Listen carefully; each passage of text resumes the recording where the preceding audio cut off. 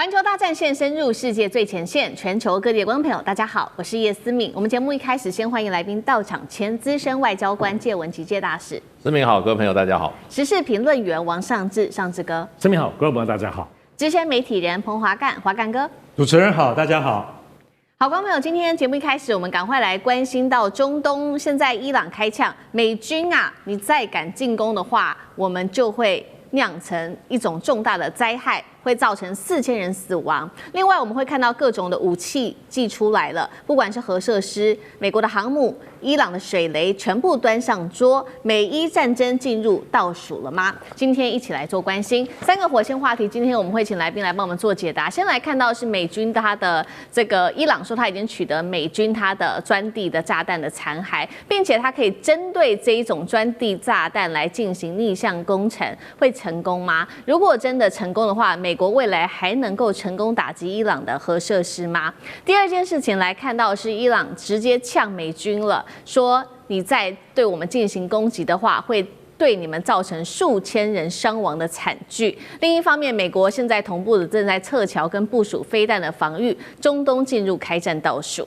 最后我们来看到是美军最新祭出它的电子战机，这个是EA-37B 的电子战机，再加上伊朗现在分散它的飞弹，准备封锁荷姆兹海峡吗？双方谁会先祭出第一击？今天就这些议题，我们会一起来做关心。这是来自于伊朗的最高领袖哈米尼，他在9日发表在全国的电视演说。哈米尼特别回顾到了当时在1979年的伊斯兰革命，而他也指控了在过去的40年来，不管是西方国家，不管是美国，始终都想要控制住伊朗。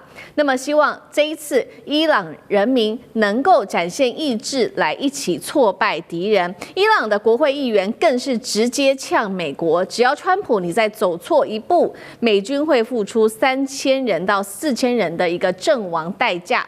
政治讯号已经寄出了，伊朗上面的军事准备也已经列出来了。不管是我刚刚特别提到的钻地炸弹，也就是去年美军他寄出针对伊朗的核设施寄出的这个钻地炸弹，现在说呢还有一些核设施没有被完全的引爆，有一些残骸，伊朗可以取得这些残骸，并且进行逆向工程吗？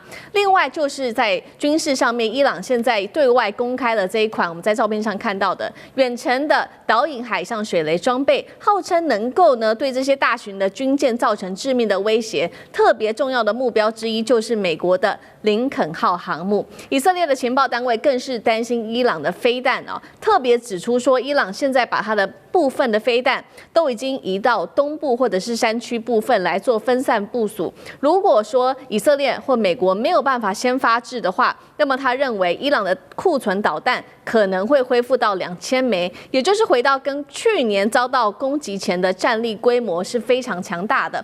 所以节目一开始，我们先特别请教华干哥怎么看刚刚特别提到的这个钻地炸弹。伊朗如果进行所谓的逆向工程，那接下来美国对于伊朗它的核设施攻击还具有威胁力吗？就另外就是刚刚特别提到的这一款这个水雷，伊朗它寄出的这一款水雷能够封锁荷姆兹海峡，飞弹的话能够报复美军的中东基地吗？那么美军承受得住吗？干哥怎么看？好 ，OK， 好，我们要特别要解释一下 GBU-57巨型钻地弹。大家都知道，在去年6月的时候，由美国的 B-2 轰炸机携带，然后大家要知道这一种这个钻地弹，它重达14吨级，14吨级是非常重的炸弹。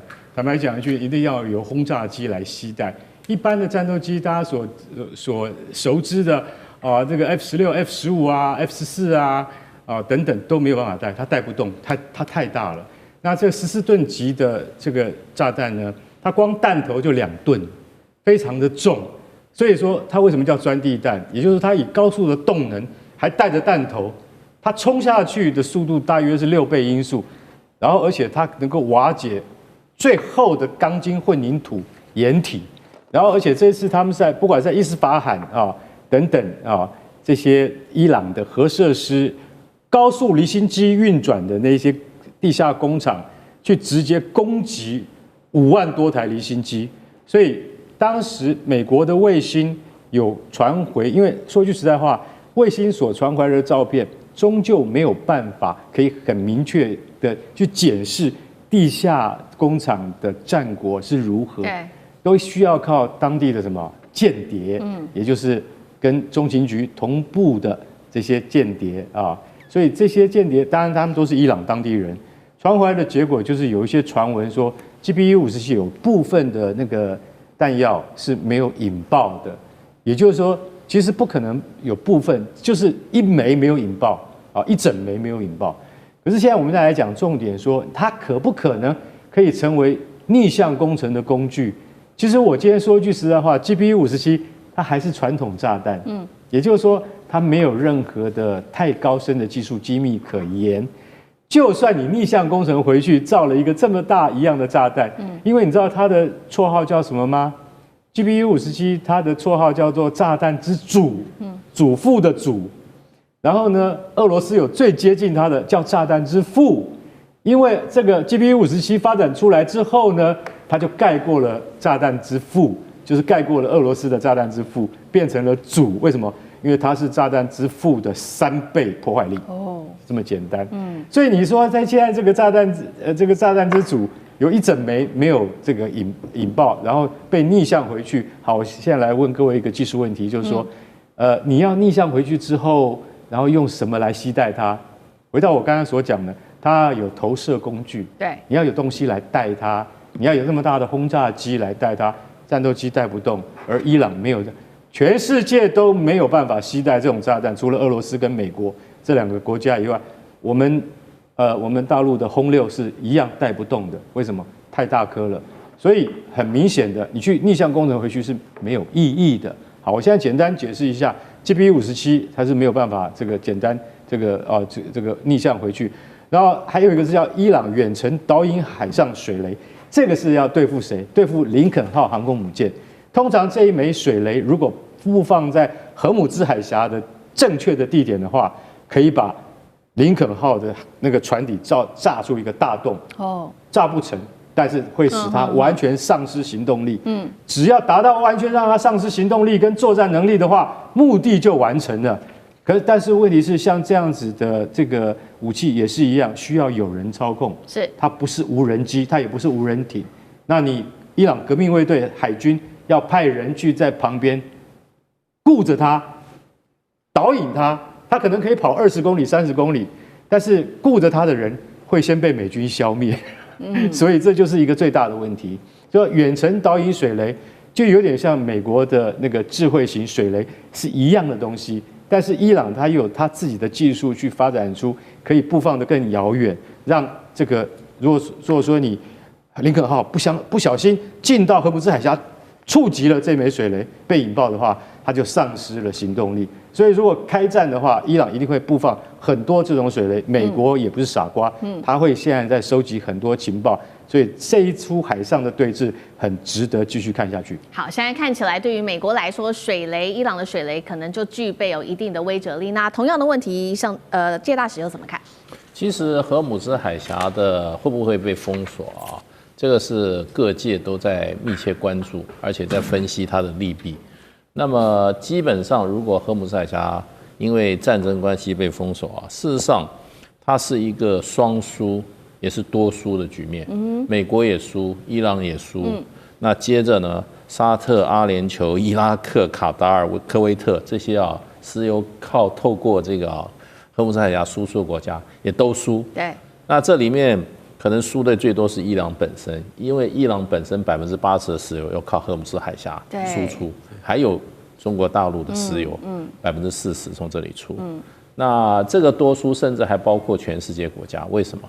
因为这里每天通过的石油的量是全球的供应量的20%到30%，所以所有专家的估计就是说，荷姆兹海峡如果被封锁，这个国际的油价会在很短一段时间就骤升到150到200美元一桶，那是现在的几乎是2倍，所以这个是牵一发动全身的非常非常严重的事情。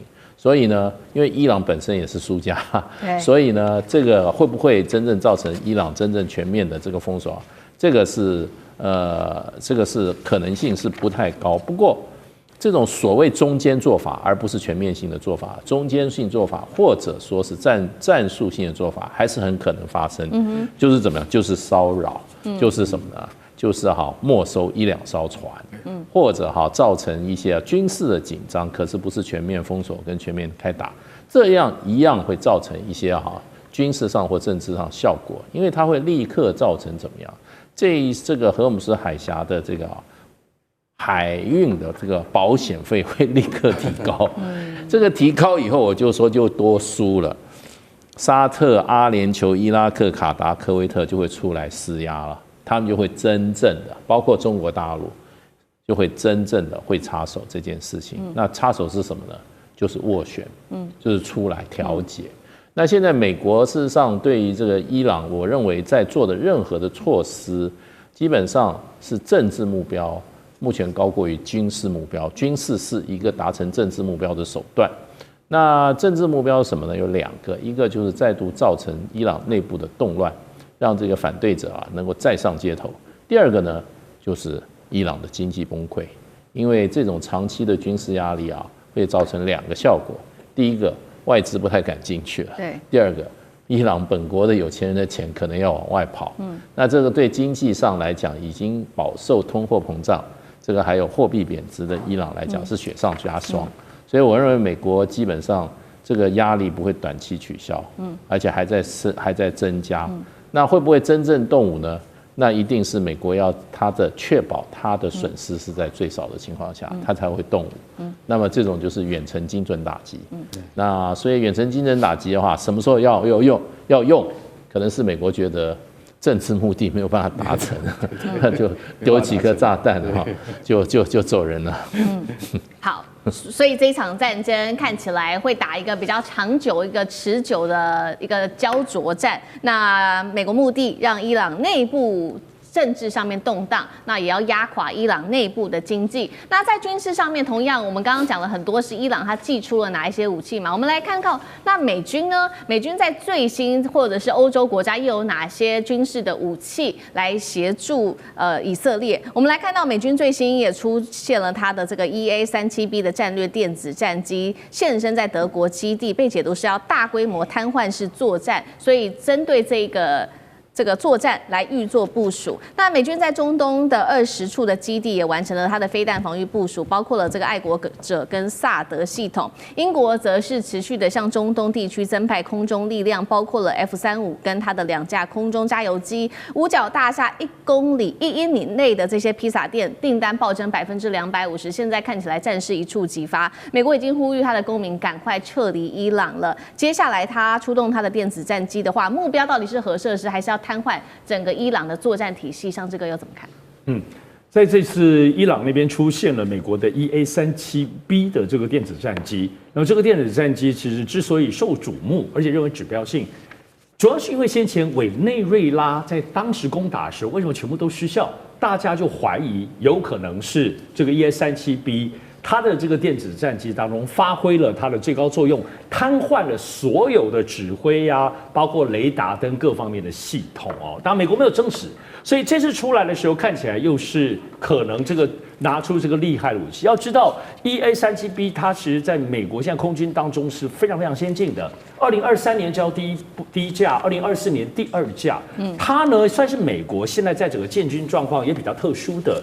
怎么说呢？因为美国过去所有的他们最新的东西都自己重做，但是呢，这种电子战机它是改装的，它是把现在全世界有钱人坐的私人飞机的湾流 G550的商务机来改，里面再放入了所有这些电子设备。那它具备了整个可以说最新长程全频段的，所以里面究竟有些什么样的厉害的机器，其实外界都没有办法完全掌握，只知道说一旦它真正的发挥作用的时候，它的电磁干扰能力是可以把所有的指挥、通信，包括网络、包括雷达全部瘫痪。所以这次如果在出来的时候，是不是真的要对伊朗下狠手呢？伊朗的防空系统有没有可能因为这个电子战机最后全部都是空空荡荡，最后美军如入无人之境呢？当然，我们觉得现在看到很招出来了。但我们相信，其实美国在过去不要说跟全世界，过去跟伊朗已经有非常多往来在军事方面的经验。可是我们最后总结来看，美军最后要达到什么目的？究竟是威吓你，瞄准你的核设施，乃至甚至把你的国家领导人部分都干掉，还是取决于他们最后的情报战。对于伊朗本身的情报战，因为有以色列包括美国自己的掌握，但是即使有一个最深远的目标，比如说就把他们整个家族都给扫荡完，把你核设施都破坏完，比如说这最极端的哈。但是在关键时刻之后，人家躲起来还是要修正。情报战通常有一个目标，但是能够达到什么样的地步，还要就实际的状况。不过我觉得现在对于川普在主导这件事情不太一样的，跟拜登过去民主党不一样，主要是过去是一个政治效应、政治决定的那个东西主导战争，但是现在川普有一些东西去思考，怎么说呢？他比较像商人。来都来了，另外的部分就是大批的美军在那边 hold 在那边要花多少钱啊？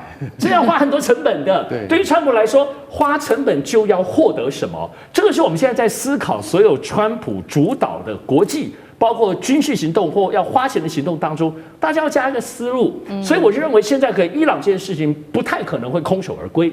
其实像刚刚大家讲的，可能真的情报发现没有办法掌握最终极的情报的话，可能还要炸你2下之类的，就表达一下威吓之意。但是如果掌握更多情报，我认为川普跟来都来了，炸一炸也是很有可能的。